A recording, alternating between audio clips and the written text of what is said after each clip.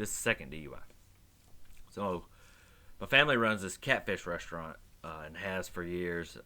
All the cousins, aunts and uncles, everything, all worked there. And my grandmother worked there too for a long time. Her sister was the one who ran the place with her husband. Now their daughter runs it. Anyway, everybody's always kind of worked there, and I started working there maybe when I was like 12. I always went over there because my grandmother would do like the prep for the salad bar and peeling the shrimp and all that kind of stuff, making pies and stuff like that during the daytime after she retired. And I would have to drive with her, and she drove like a bat out of hell. She would do like 70 down these country back roads and be looking at the yards and stuff and be like, ooh, look at her pretty flowers off the road. You know? Ugh. That's why I hate being a passenger, riding with her for so long. But anyway, so I started working there like probably 12, helping her peel shrimp and stuff like that. And then I started coming in on the weekends when my mom was waitressing, bussing tables, and then they taught me to run the dishwasher and all that kind of stuff. And then as years progressed, I learned the fryer, all the prep work, like more and more responsibility till they eventually fired me for being drunk at work. But this is before that. So it's about a week after I got my first DUI. I was in the green 95 Ford Escort, 4-door stick shift.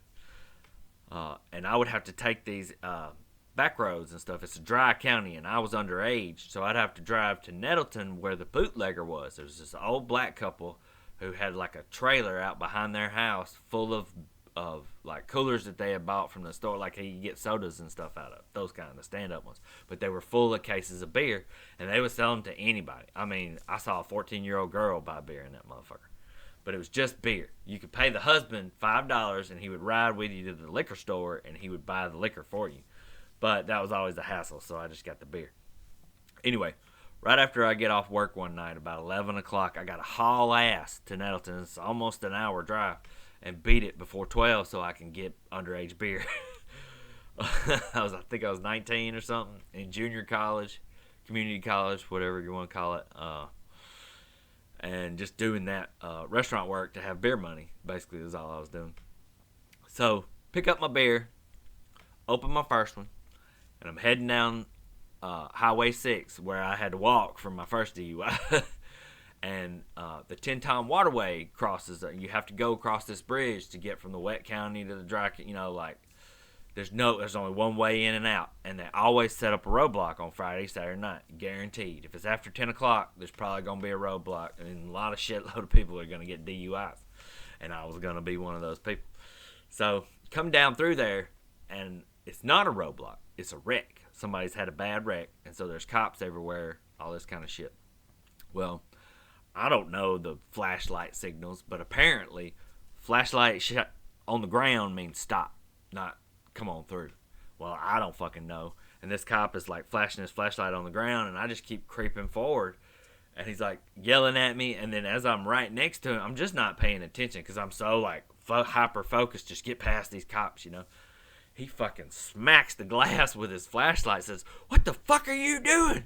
He looks down and he sees I got a beer between my legs. He's like, "Pull your ass over."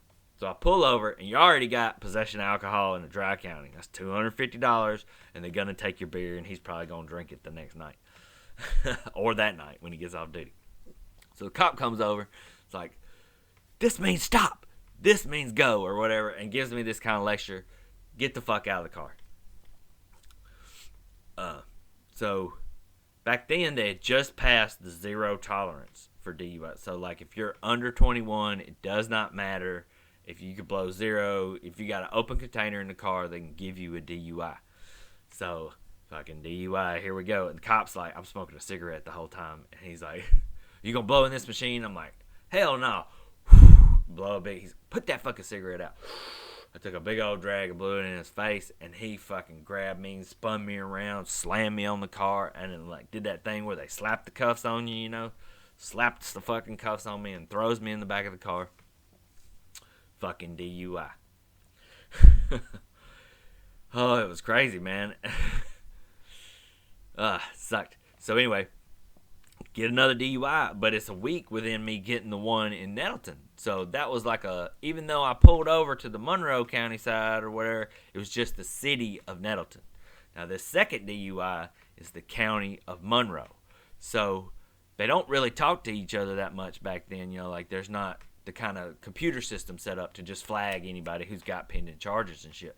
So it's so close together, they're not aware of it. So I get 2 first offense DUIs. So I complete the one in, like I get sentenced in Nettleton. I think. No. I do Monroe County first. Take the Monroe County DUI, first offense. Have to do like 90 days suspended license and do the MASAP courses and all that kind of shit. Then I went to Nettleton. And because they had already charged me for first DUI, like it wasn't going to pop up that way. So that's how I got 2 first offense DUIs.